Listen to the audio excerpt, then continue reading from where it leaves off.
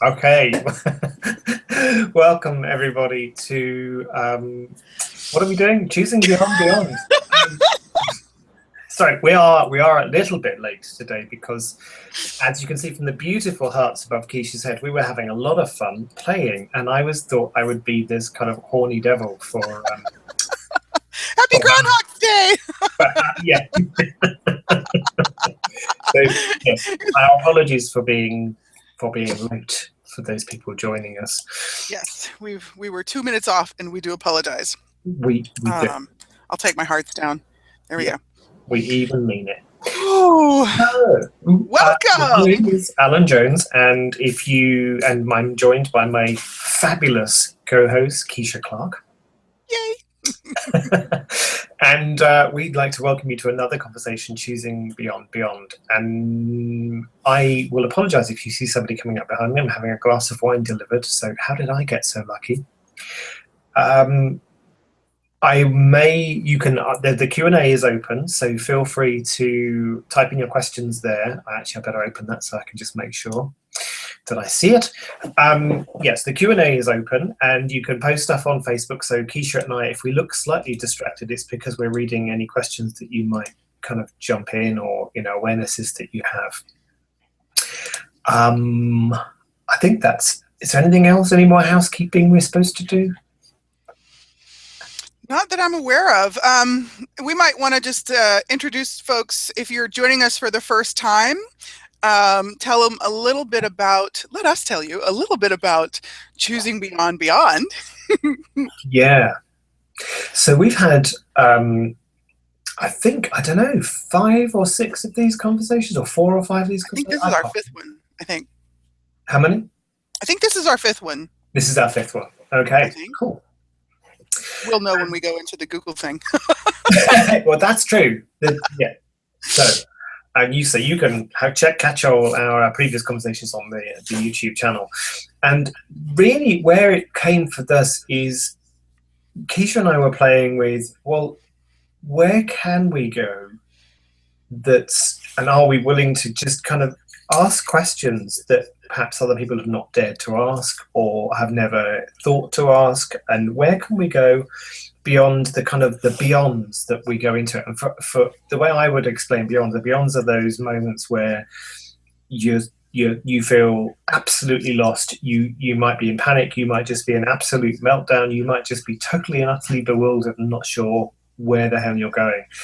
And what we do in these conversations is invite you to choose beyond that. And it sounds kind of really simple. And do you know what it is? And it's when you get the question, what's beyond this? And what would happen if I chose beyond this? That, it's asking the question that opens up that energy space to shift into that. So, yeah, I think, is that kind of encapsulated it? Yeah, we really like to go places that just aren't the conventional places that people typically have conversations from. And really, that's what we like to play with this. This presented itself to us, and we've chosen thus far to do this platform or this format of this series on the Google Hangout platform primarily. We do have actually one call series that we offered near the end of last year, 2015, Choosing, Receiving, and Being. Yeah, and that was a lot of fun, yes, and it's still available. Yeah. Yeah, awesome. And we'll actually put that up on the Choosing Beyond Beyond website as well, and you can also find it on the Facebook page. If you scroll through the news feed, there are a couple of posts that have a link there that you can actually also purchase it that way. So we will be offering more pay to play possibilities with us, and we will continue, at least the way it says that it wants to be right now, is for us to continue to do conversations that are open to the public in a form of a hangout. And what we've added this year is, if you've probably noticed, because if you're on this hangout, you've got a link, which means you went to the website and you're registered, and we thank you for that. And that just means what we're asking you to do is trade your email for our link to get to play with us live, and hopefully you don't mind being on our list so that we can let you know about all kinds of cool ways to play with us otherwise. So don't. There are some people who've suggested that they if want that. That's you don't want to do that, that's totally fine too. Yes, because we'll still continue to promote the when we do set the subsequent conversations for Choosing Beyond Beyond, you'll see them that way as well, and you can register each time, and you don't have to maintain, you don't have to stay on our list. So thank you in either case. Yeah, we're not going to be spammy. No spammies. So yeah, this conversation, tell folks a little bit about how we got here, because we're kind of jumping into February. It's the 2nd, which is Groundhog's Day here in the US. And what was bubbling for you around this, Alun? Before I do that, I just want to say, Ellen says hello. Hello, Ellen. So just want to acknowledge that. Yay! Where was I? What was bubbling for me? I've been playing a lot this year, and actually for the last 6 months with stuff around relationships.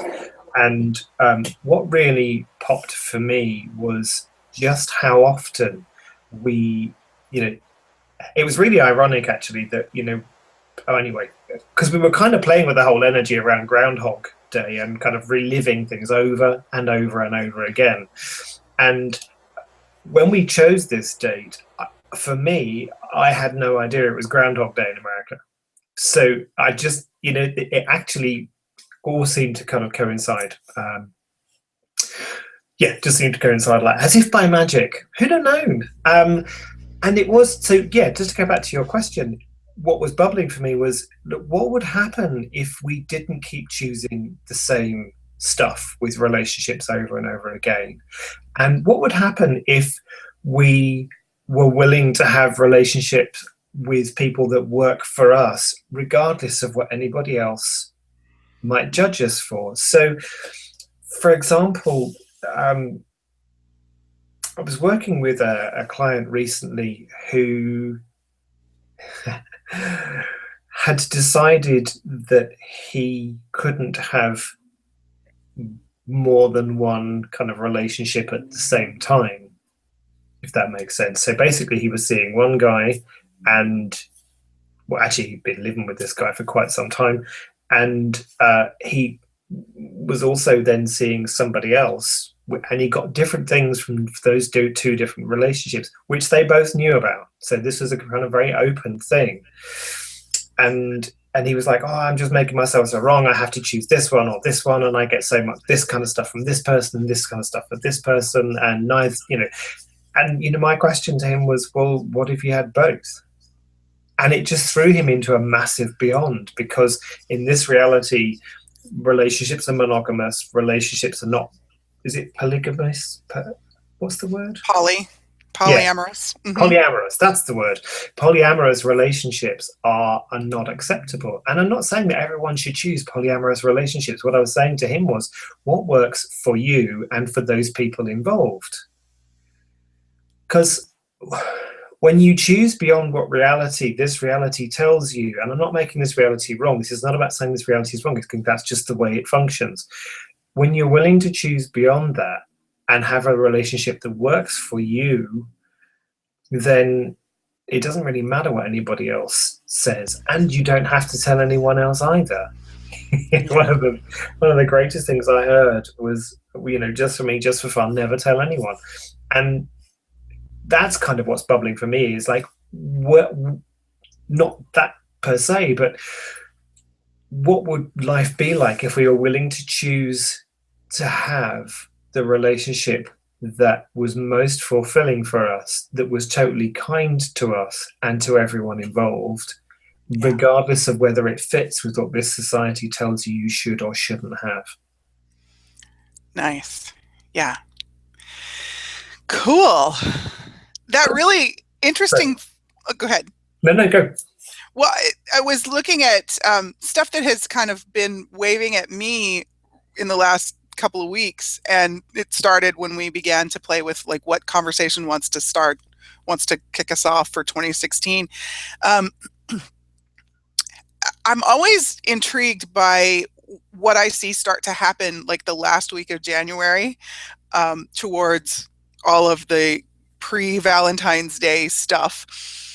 And of course, you see things show up in the stores like the day after Christmas, you know. So Mhm. I think it's just a foregone understanding right now that, like, in terms of the capitalist part of this, you know, whatever the next holiday is, or what the next day that we celebrate on the calendar, the day after the previous one, the items will show up in the store, whether that's a 3 weeks or 3 months ahead of time. Mm. That just seems to be what is starting to happen. And so I thought it was really funny, in certain respects. It was like, so we've just literally gone away from the Christmas dinner table, you know. There was this little thing called New Year's for a lot of people in there somewhere. And then here we are, Valentine's Day. There was a President's Day that we sort of nominally, you know, made a few gestures for in the States. And then now, but the big thing is hearts and flowers are all over the place. And so I looked at what I'm perceiving is like there is this intensity that starts building. Um, and we talked about a similar thing like this with our conversation before the Christmas holiday. There's a different, like, each day that we mark, each celebratory thing that we have, that has anything to do with offering of gifts or having a meal with someone, there seems to be, like, each one has its own intensity and its own wackiness that I notice. Mm. And so with Valentine's Day in particular, there's so much significance, of course, because it is so associated with love. And one of the things you and I have both talked about on a number of occasions on our shows, as well as with these conversations, is how many definitions are there of love, and how many significances are there, you Mm. know? And what I, when I, many years ago in theater history classes, I was given information that changed my entire way that I related to a number of the practices that we have in play in our modern era. And largely because I learned far more about the history of the church in theater history classes than I had anywhere else. And so I will not make this a conversation about rightness or wrongness of religion. It was just fascinating to me. The key pieces of information for me were around how many things had been adopted from the traditions and the rituals of the native peoples of different regions, so that they could be brought into a structured, Mm. religion, a structured practice that actually benefited, in those points in times, the kings, the leaders, the rulers of those regions. Mm. And I found it fascinating. It's like they found a way to incorporate every single tradition, every single ritual, you know. There was much propaganda created and much, manipulation done to really kind of overlay the Christian holidays, the Christian events, onto these things that those pesky pagans were doing, you know, in depending on the region you were in. And I laugh all the time. There's Big Ben. I laugh about those pesky pagans, so you'll hear me talk about that from time to time. Who we're all basically related to, by the way. So I just find that funny. Good to know. Um, in whatever region they showed up, that version, you know, that version of country folk. I heard someone in a lecture one time, and he started out by saying, "Let me just dispel a myth for you now." And he said, basically, what the word pagan means is country folk. Right. And so it's the people of the land, you know. In we call them different names in different regions in different continents, but it's the people who were in harmony with the land. And yes, they had some bizarre practices, and some of them I would not want to reinvent or, you know, bring back into play. But what I found really interesting is that so much of their practices and their rituals and their rites around the honoring of the earth were turned into something very different, and then became really focused, and in many cases hyper focused, on the people. And then now, probably in the last 400 to 500 years, has even become more commercial and more consumer oriented. Because, hey, we got to make money, or so people think. And so it's really interesting to me how all of this plays into this thing that culminates in Valentine's Day. And in the case of Valentine's Day, all of those things that culminate into this particular event really fascinate me. And I looked up some numbers, and it's like upwards of $20 billion is spent on Valentine's Day alone. $20 billion by people buying hearts and flowers and cards and candy and all kinds of whatever to have this event for Valentine's Day. So I'm not asking us to not have Valentine's Day.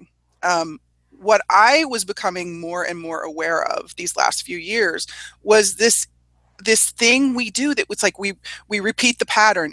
And so for some of you who may not know or be familiar with the movie Groundhog Day, starring Bill Murray and Andie MacDowell, it's in the write-up as well. The plot of that movie is Bill Murray gets, he's sent on assignment, and he gets caught in a blizzard. And he wakes up and it's February 2nd all over again. And every time he goes through the day and he wakes up again, it's February 2nd again. And so he repeats the day a number of times, and he begins to change up the way he does the day. And finally, when he gets to the point that I'm putting it in a major nutshell here, but finally when he gets to the point that he acknowledges, love, that he is actually fond of this particular person, and he allows himself to go there, then he wakes up the next day and it is actually the next day. So I was looking at this whole repetitive cyclical thing that we do where we repeat the pattern, we just change up, or we repeat the cycle, maybe I should say, and we just change up some of the details that we play with, some of the ways that we do it.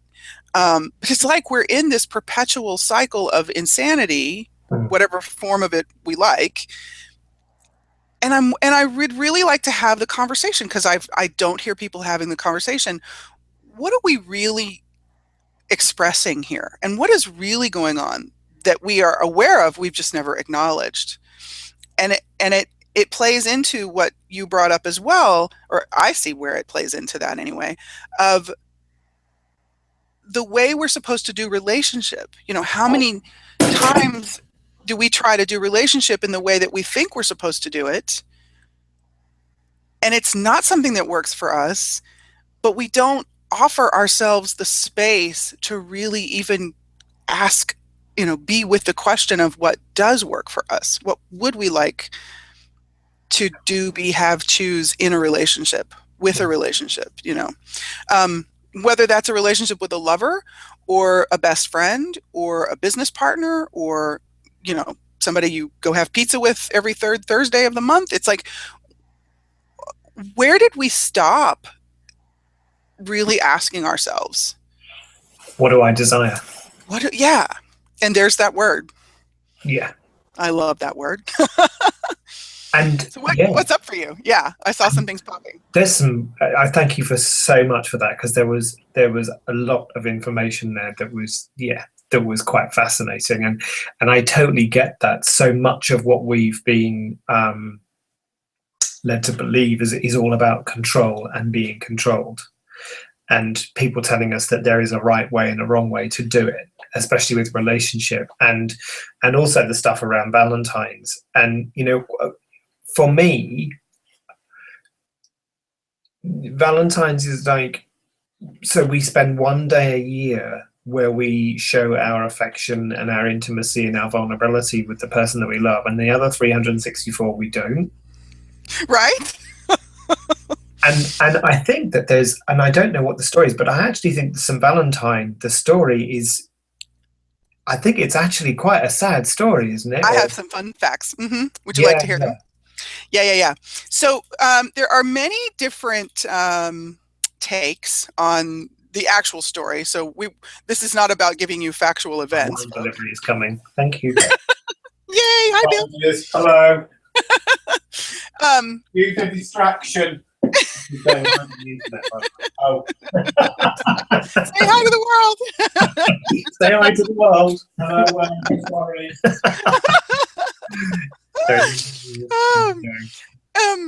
So we have this, yeah, this is not about factual, like there's not going to be a quiz of dates and times and names, so don't worry about that. This is really just to add to the energy of what we're talking about. We're going to put all this on the table. So there's more than one Valentinus in the picture, and there's actually like 3 different dates marked by the different Valentine, the Valentinuses. Their name was Valentinus, and we've come to call them Saint Valentine. And or some people have. Some people just call him Valentine. So the one that shows up in correlation to the Valentine's Day on February 14th, yes, the story was that Valentinus was a practitioner of Christianity. He was in the Catholic faith, and he would perform marriages, and he would do things that were basically promoting Christian beliefs. And he was in Rome in a time when Christian beliefs were not popular. And this was like the 3rd century, I believe. And he was originally, the story goes, he was originally jailed for performing marriages and other ceremonies that were based in Christian belief. And at that point in time, the emperor had declared that the Roman soldiers were not allowed to be married, because the belief was that unmarried soldiers made better soldiers, unmarried men made better soldiers. And so he was jailed, and I'm going to nutshell it some more, flash forward just a little bit of his future. And he befriended Claudius, the emperor, during the time of his, I believe, as the story goes, during the time of his incarceration. And things went badly when Valentinus attempted to convert Claudius. So, that brings up other topics of conversation that we'll have to save for another time. But so this time he was then sentenced to death, and he while he was on death row, I believe, which was not a long period of time like it is in the modern day death row, he was asked to heal one of the ward's daughters, one of the wards whose daughters was, I believe, blind.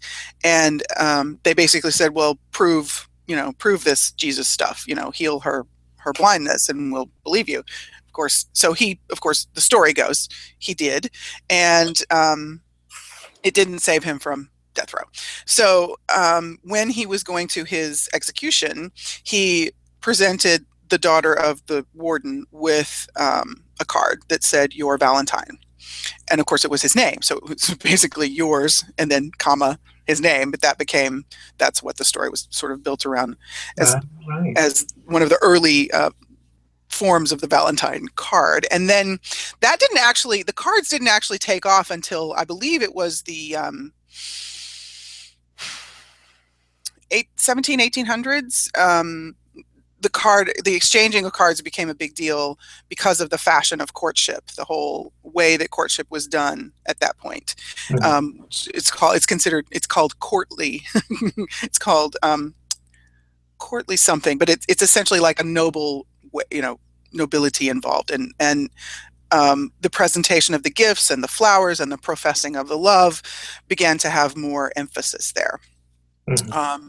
But then the other little interesting story around the middle of February celebration was that shortly after Valentine, not shortly, but relatively speaking, not too long after Valentinus' execution, I believe it was one of the popes that declared the St. Valentine's feast, the day of the feast, to coincide with a festival that actually took place that at that point in time was popular with many of those pesky pagan Romans. Yeah. That was around a ritual that dealt with fertility. Yeah, and so, it was it's called the Lupercalia festival, I believe, and it actually comes from the story of the wolf who took care of 2 gods whose names I can't recall at the moment in a particular cave. the festival was this whole process of, you know, honoring her and her legacy, and celebrating fertility with a very interesting thing that did involve dead animals and blood, and the pelts of those animals being used to lightly lash young women. Okay. And the women actually, the story goes that the women actually, this was, you know, an honorable thing to be lashed with the pelt of this animal, so that you had the blood land on your body, and that was it was said to activate or actual, you know, bring your fertility to life. And so there's all kinds of interesting energies there. And even as we're talking about it, like, all of this energy is popping around, oh, we're not supposed to, you know, oh, we can't look at that, oh, we can't talk about that, or oh, not, you know. And so that's really part of the energy that I perceive is like, it's not proper to look at the sort of raw energy of what goes on with the earth and with our bodies at this point in time during the spring season. But we can buy into a story of a martyr, and we can make this sort of, you know, it's interesting to me that we kind of tend toward this thing that came from something that we would call really sad. And even this is done to honor Valentinus, and I get that. And so I'm not saying that any of it is right or wrong. It's really fascinating to me that this is what we've chosen. And then in the, I think it was the Middle Ages, so like, yeah, somewhere between the 1500s and 1700s, during that time, yes, it became more popular with cards and flowers, and then the candy makers got involved, and then the jewelers got involved, and then, you know, and then we have television, and then now we have social media, and so it's really a lot of marketing and a lot of very well done business campaign. That's where the groundhog stuff comes in for me. And that's where, yeah, it's like, so we keep doing this thing that we've kind of bought into what we're supposed to do. And I think I read something like 6 million proposals of marriage happen on Valentine's Day. I mean, there's just this craziness that we do. And what I see a lot of people do is they start making the jokes about, do you think my boyfriend will do this? Or do you think my husband will do this? Or, you know, well, I got to do this for my wife, or I have to do this for my girlfriend. And then for the people who are not in a couple, you know, there are the jokes about, if I had a boyfriend, if I had a girlfriend, if, you know, blah, blah. And I just find that so intriguing, because it's like there's something way beyond this boyfriend girlfriend obligation thing, you know, that could we maybe play with that, you know? So yeah, because you're in a relationship, and did you ever have that need at any point? Because you've been in a long-term relationship, so was that ever a deal for you, a part of the thing about relationship? Doing Valentines, you mean? Mm-hmm. Well, it's really funny because, so I've been in a relationship with Bill, who you saw deliver the wine, for 22 years this March.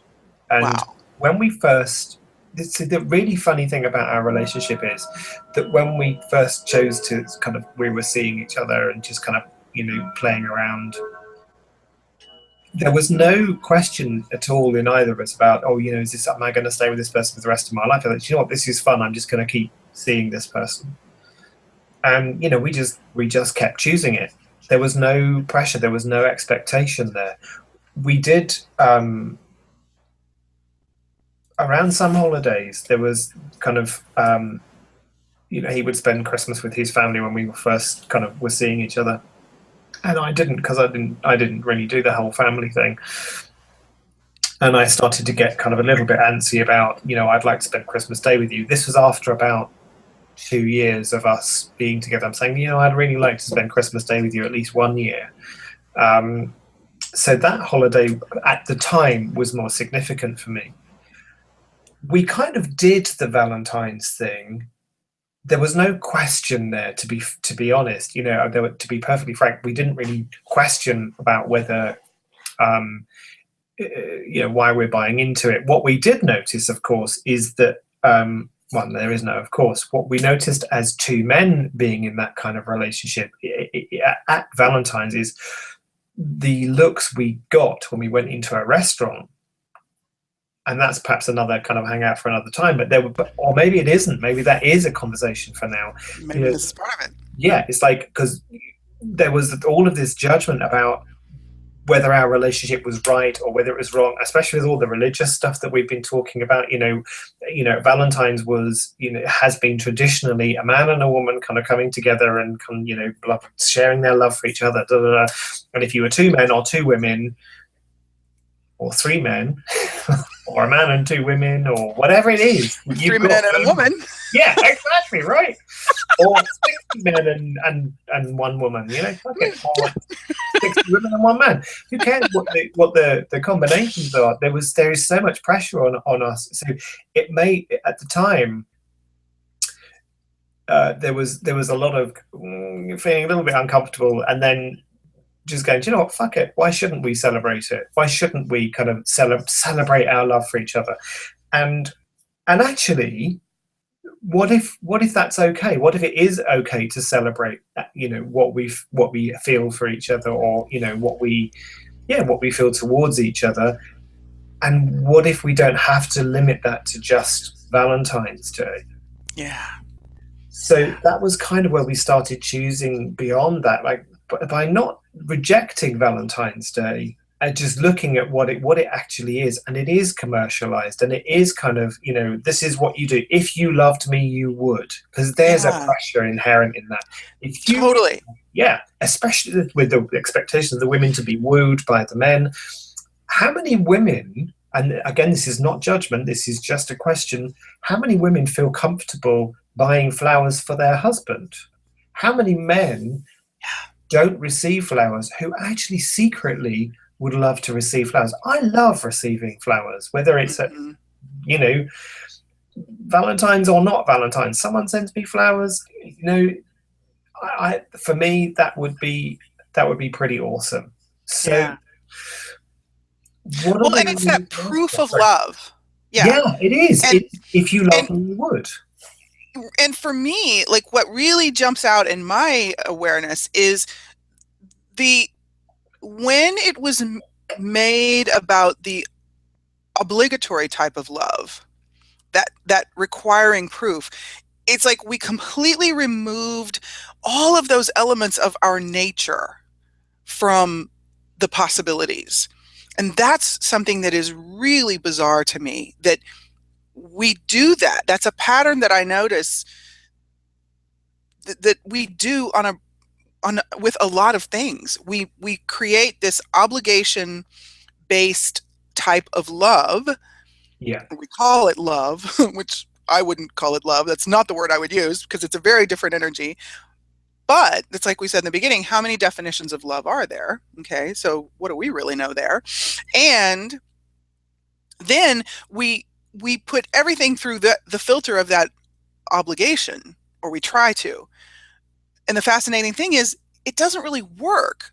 But instead of us going, wait a minute, this doesn't really work, we keep trying to like cram all of our energies through that obligation. And it's like, then we wonder why we end up in crazy town, or we have a massive fight, or that perfect plan we had goes completely spiraling to hell in a handbasket, and then we're so surprised, and then of course we make it, somebody has to be wrong, somebody has to be sorry, somebody then has to, and then we go into craziness, even like times tenfold. So what is it about this obligation thing that we have? What is the energy of obligation? Yeah, obliged. It's interesting. Actually, probably we should look up the etymology of it. But for me, obligation is often, there's no choice in it. Yeah, there is no choice in it. And if we are infinite beings, which my point of view is that we are infinite beings, we have infinite choice available to us. So the minute we get into obligation, we're buying into a lie. Would an infinite being ever not have infinite choice? We can pretend we Mm. don't have infinite choice. We can cut off our Hmm. awareness of infinite choice. But does it mean that those choices don't exist? No, it just means they're not available to us. And would an infinite being choose to be under obligation? For what reason? This is really heavy. I know, and this is what I'm noticing with all of this. So everything that we've been bringing up, just from this space, it's like, okay, so this is where we're at. What's beyond this? Yeah. And let's choose beyond the beyonds. All of these beyonds that this is bringing up, all of this heaviness. Hmm. Hmm. Let's go beyond that. Would you like to know some of the etymology? Yeah. So, I looked up obligation, and um, as a noun from the 1300s, Old French obligation, and that involves obligation, duty, responsibility. From the Latin, the nominative of some form of it is is defined as an engaging or pledging, and then literally a binding. Now this is where it gets interesting, Mm-hmm. but rarely used in this sense. So then it says a noun of action from past participle stem of obliger, and then it says the notion is of binding with promises or by law or duty. Hello. Right.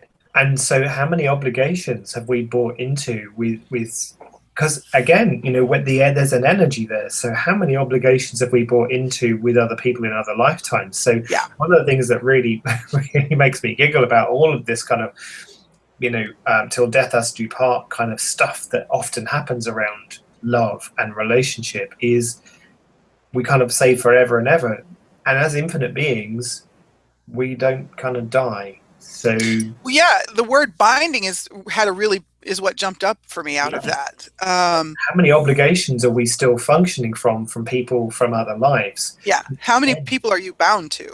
Yeah, so would you be willing to let Wow, all of those go? could you release them from their contracts? Yeah, and release yourself Yeah. and choose beyond that. And what also comes up for me as well is we've said it a few times in all of this, definitions of love. The minute we define something, we cut something out. Exactly.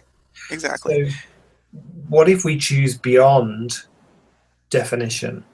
What if we Yeah. choose beyond obligation? Let's do that now and step into that space. Yeah. The obligation to it, the binding to the story or the definition has a huge charge on it. Yeah. That really reads, wow. So what is beyond that? Let's go there. Yeah.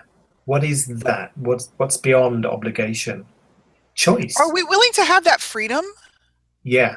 How many people are willing to have the choice of freedom, of total freedom, to choose beyond and choose anything, to have infinite choice available to them from the space of, if I choose beyond that, what would that create for me? And when it comes to relationship, to having that kind of beyond obligation is, I read a really fantastic blog by Blossom Benedict. I don't know if you saw it, where she was talking about, should I get married, should I not get married? And she wrote her wedding vows in there. Yeah. And did you read them? I mean, Beautiful. they were just awesome in terms of the freedom that she allowed herself and her partner, while still professing her gratitude, appreciation, love, affection, intimacy, all of those things, gratitude, allowance, trust, honoring, vulnerability, all of that, while still kind of making kind of wedding promises or, kind of choices, as it were, at the time. And one of them was something like, I promise not to kind of hold you back from what you're choosing in your life, and come along to the bits that you invite me to. And they just, that for me is beyond where we've been with relationship. And Yeah. what kind of, and where are the promises that you're willing to make to you? Yeah, when I so get that when we oblige ourselves, we really stop being. Like we cut off the energy we would be taking in, because we're trying to move it, we're putting it towards something else. Yeah. So that's wow, because I'm recalling, like, in so many of the vows you hear, I give myself, I give everything. It's like, if you've given, and one, you're not choosing to receive, and two, you're also not giving from the full cup. If you're giving yourself away rather than giving from what you are, Yeah. there's a huge difference in what that creates that I never really I never looked at it in quite the way I am in this moment. It's almost like giving in this instant, in that kind of context, is you're making yourself less than in order to give part of you to somebody else. Whereas for me, when you're sharing, when you're gifting, and you're in that space of kingdom of we and oneness, there is no lessening of you. You're kind of almost kind of contributing to the other person, or who you're kind of choosing to be with at that time, so that actually you create something greater. And if we step into that space of creating something greater, some of the questions I ask when it comes to any kind of relationship that could be sexual or kind of intimate with somebody else is, will it be fun? Will it be phenomenal? Will it be rewarding? And there are some other ones that I sometimes play with as well. It's like, will I learn anything? Will I be grateful? Mm-hmm. And when they're in that space, to get into that kind of space beyond obligation and beyond kind of Groundhog Valentines and Groundhog relationship, what if we just ask, okay, universe, show us what else is possible beyond the beyonds I've been functioning from, Mm-hmm. that would be a contribution to the world. Because cognitively, sometimes we don't always know what we know until we're shown it. So show me, universe, show me what's beyond where I've been functioning in relationship and intimacy with others. And this I'm just going to follow the energy. There's also something of, what if, would all of us be willing, those of you who are, and those of us who are, would you be willing to invite the all of the you that you have given away? Would you be willing to invite it back into the space of you? And it's not, I'm using the languaging I'm using to create the visual, because that is how so many of us think. It's not necessarily that you ever could have been without it. The fact, however, that you gave it away created an energy of you no longer acknowledging that part of you, of you no longer acknowledging you, and of you no longer functioning from the knowing of the wholeness of you. And this is happening for me as I'm talking about it too. It's like, so would you be willing to invite all of that to return to your full awareness now? From every lifetime, space, dimension, reality, relationship, all of it. And yeah, I love that you opened this door, Alun. Thank you for that. There's, like, I so got how when we any moment in which we give ourselves away, the proofing of something would then become required, based on the fact that you would no longer be acknowledging what was already there. So you would constantly be looking for something to prove what you've decided is supposed to be. And to whom are we trying to prove it? Exactly. We're trying to prove to ourselves what we've been told that we're not, that we actually knew that we were and are. And so we're trying to get back what we thought we'd lost, which was never lost in the first place. We just forgot we'd cut off our awareness of it. And you can call it that, you're a better person than me. But that's kind of where the energy for that went. It's like, okay. So well, and that's where we get insane. Like, because we can't, here's what I know in my adventures of life and living. You can never truly diminish all that you are. No. It simply cannot happen. You cannot tell energy to stop being energy. Okay. Um, However, we can convince ourselves that we've done that. Mm-hmm. And so that's where we begin to create that insanity. That's a bit like the child with you can't see me, you can't see me, you can't see me, because you've got your hands over your face. Mm-hmm. And so, okay, brilliant. And cutting off your awareness of the fact that you are infinite and you have infinite choice, and you can create beyond what you've decided this reality is. How's that working for you?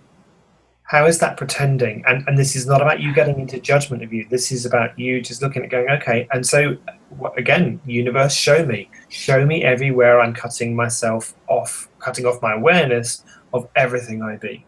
Universe, show me everywhere I'm lying to myself. Universe, show me what my life would be like if I would acknowledge and be, and acknowledge the awesomeness I am in every space. And let's be with that energy. As you were saying that, what started to really kind of bubble for me was, I wonder if that is part of what created, or let me see, how do I say this? I wonder if that is part of the energy that was used to justify this cutting off, this incrementalization of love, of our emotion, of the nature of us. As you were talking about awareness, what popped was, I wonder if we were actually including the energy of the universe, the massive limitlessness of creation. So all of that life energy in the earth, all of that life energy through that pulses through nature, through every creature's body. If we were choosing to acknowledge that and celebrate that, and actually be celebrating our connection, our oneness with it, which is what much of these rites and rituals of our pesky pagan relatives were. Mm-hmm. If we were to allow ourselves to receive that, would we then have that awareness and not, we would be more empowered. We would be less likely, and being more empowered, would we be less likely to be choosing the insanity? Mm-hmm. Oh, absolutely. Because when you're functioning from that space, from that infinite awareness that we Wow. truly have, for what reason would you choose to limit it? Yeah. And we can sometimes move into that space of, well, it's really unkind. I don't want to hurt someone, from having that, for choosing that, and we've bought into the lie that love is finite. So there's only so much That's love it. you can give Yeah. around, and if Yeah. I give this love to you, Oh. and that's because somebody else, for somehow, some reason, whatever it was, chose to. That's the pledge. Yeah, that's it. It's like, well, you only have so much. There's only so much love to give, and if I give that to you, then I haven't got enough for somebody else. It's like, okay, interesting choice, and what's beyond that? Wow. We this reality exists. There's no getting away from that, and it's like, what would it take to function beyond that, Yeah. beyond all of the crap that kind of goes on, and the insanity? Yeah. What choices would be available to me if I were willing to choose to ask to have 100% of what I desire, 100% of the time, in every area of my life, including relationship, including your work, including sex, money, body, business, joy, whatever it is? Yeah. Because when you're functioning from that space of everything inclusive, nothing is excluded, and so you'll get the awareness of what your choice will create. Will that actually create more for everyone? And the word fertility just popped as you were talking about that. That is, like, I get how that is part of that energy of fertility that has been so narrowed into this notion that it must refer to reproduction of the species, Mm. rather than the fertility of the life essence of this energy that gives rise to everything that we see, touch, taste, feel in our world. Well, we're creative beings, and Yeah. like, does an infinite being ever lose the fertility to create? Right. The nature of the energy we be is generative. It is ripe and fertile with possibility. Mhm. So if we're limited, like, I just get how much energy it takes to try to constrain that. Mhm. That's And massive. what if we choose beyond that now? Yeah. And it's like we are that's part of the coolness that I'm getting more of in this moment as you're talking. It's like we are everything that exists beyond it. Mhm. And it's like we've focused, we've dialed in our physical sight to only see the product of our points of view. Mhm. And that, as we're looking at what it created, like how our point of view manifests. So if it shows up in a specific relationship, we look at that relationship, and we like drastically close off our awareness of, wait a minute, before I dialed in my sight, my vision, I had awareness of all of this, which would contribute to the relationship.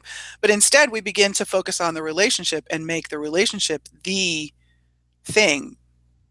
Or, and it could be whatever we're focusing on. Yeah. Many of us find all kinds of things to make wrong that we focus on, and we focus on wrongness. So, um, wow. So all of this stuff that we've been talking about, the Groundhog Day, Groundhog Day, Groundhog Day, Which Groundhog is Day. another ritual from the natives that was adapted. Right, I know. And it's like, so what what's beyond this? Yeah, Keep choosing it, because it's almost like often we will move the furniture around in one room, and it exactly. looks different and it feels different, and it's still the same room. Exactly. And then we wonder why we still hate the area we live in. I've moved all my furniture around, but it's still in the same area. Okay. So what if you're willing to be an allowance of everything of where you are and create from where you are, rather than this fantasy of the future, which you say, well, if I move all this furniture, it will change everything outside. Well, no, not necessarily. And so what can you be? What can you choose that will actually invite the external environment to something different, whilst having that for yourself at the same time? We're often waiting for somebody to tell us what the choices are available to us, or that it's okay, approval to, because approval to choose something. Come and check with me first. Come and check with me first. That's what we're raised to do. And so how many areas of our life do we do that? Okay, there's a bit of a heads up for you all. You're an infinite being with infinite choice, and there's no, as you were saying, there is no wrong choice ever, ever. And you just got to be willing to know what your choice will create. So when you have that awareness going, okay, if I choose this, what will this create? If I choose this relationship, or I choose sex with this person, or choose whatever it is that you're choosing, what will that create? And be willing to have the total awareness of that. Because when you get into that space, you can choose beyond it.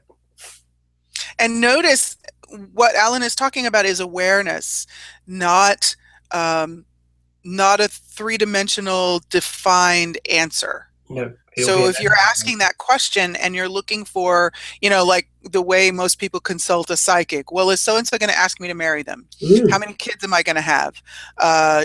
If you're looking for that three-dimensional answer, you're likely going to create more insanity for yourself. So just a little note there.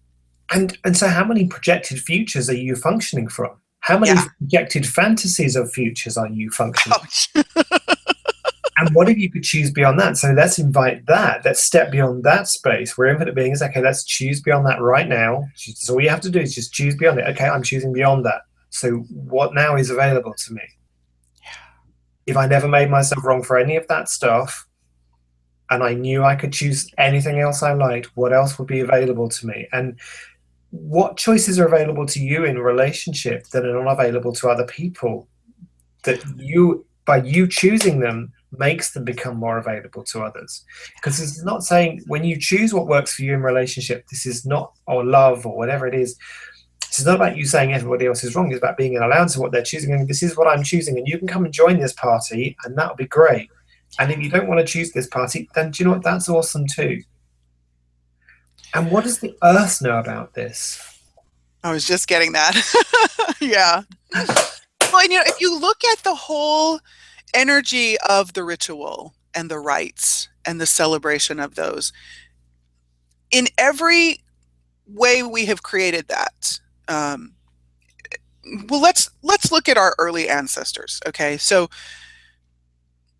when we were creating our lives in unison with the earth, when we were living with the earth primarily, it's much of what you were just when you were saying, by our acknowledging it, by our choosing it, we are actually creating the space for more people to receive, and for more people to have awareness, and for more people to play with their own possibilities of choosing what it is for them. And what I started to kind of have that sense of was in all of those rituals, there was the activating of that energy as we were acknowledging it and affirming it and lending our energies to it and receiving from it. There is that expanding of the collective knowing, is like the sense I get. Yeah. That we were all doing many things, none the least of which was remembering where we came from, remembering where our bodies come from and celebrating that and offering gratitude, remembering who we are as creators in the universe and celebrating that. And so it's like, I so get how at the roots of, or I will say roots, sort of like in the fundamental essence of this, or points of this, within those rituals is exactly what you were mentioning in the way that energy lands for me, of as we were moving through those rituals in those celebratory moments, we were activating that collective energy. And I so get how in many cases there have been things created to try to limit that or to try to counter that. And I don't make any of those organizations or people wrong for choosing that. It was a choice, and it was our choice collectively and respectively to go along with that. And now what do we know? And what are we willing to recall? And what are we willing to remember? And what are we willing to be aware of from all of that space? Yeah, I mean, one of my favorite questions is, what do I know about life? What about I know about life beyond Groundhog Valentines that nobody else knows? That if I would be willing to know it, would unlock that knowing for everyone. And we're kind of almost on the hour, so wow. And I just, for me, where I'd love to kind of leave this with everyone is what do you desire? What do you truly desire? If you step beyond, if you choose beyond everything that we've been, all of the stuff we brought up in terms of what currently is, if you choose beyond that and go, okay, so what do I truly desire? What did I come here to choose? Does it still work for me? What do I truly desire beyond Groundhog Valentines, beyond Groundhog relationship? And would you be willing to choose it? Because when you're clear about what you desire, the life of, and the universe will conspire to help you create that. And as you do that, as you be that space of what it is that you desire, so you become the invitation to that, to the world. Yeah. And what I love about how that works is even when you're if you could just be willing to acknowledge what you desire, you don't have to write out a 50-point bulletin or plan. If you could just begin with the acknowledgement of it, and it could be something that you have never even considered you actually desire. Yeah. And it could be something that's been banging on your universe for years and you've just not really wanted to fully own that, or be aware that it was there, or consider the possibility of what your life could be like if you actually chose it. Yeah, let's ask that. What would your life be Done like some if of you were that. willing to choose If you're willing everything to choose. at the Yeah. time? Yeah. Wow. Thank you for having this conversation with me. A pleasure, as always. Wow. And I would like to just invite, I'm inviting you all, as you listen to this now and in the future, all of we've tapped into a lot of very interesting energies in this conversation. Um, if you're feeling kind of wonky, if it's landing sideways, if you're willing to just allow the energy of what we're playing with and what we've kind of opened up, just allow that to show itself to you however it works for you and whatever is pertinent for you. Mm. Um, we will never ask you to agree with us, align with us, disagree with us. um, it is your choice. Yeah. And what I invite you to do is ask whatever energies you're now able to receive from whatever this conversation is opening up for you, to just show up in your life and in your body. And what do you know about the the different things that you see in the world before they became the stories that they are, and before they became the cyclical practices that they are? And would you be willing to know what you know about these things beyond your cognitive knowing, Yeah. and allow that to create greater in your life? Allow that to be a generative energy for you. Mm. Because that's really part of what we both desire, Alun and I, and we are change agents in the world. And we have a lot of fun being change agents in the world. And you are a change agent as well, in the way that you be a change agent. So, yeah, what do you know? Yeah. And what kindness can you be for you in Exactly. relationship and Valentine's and Yeah. every area of your life that you've never been willing to be before?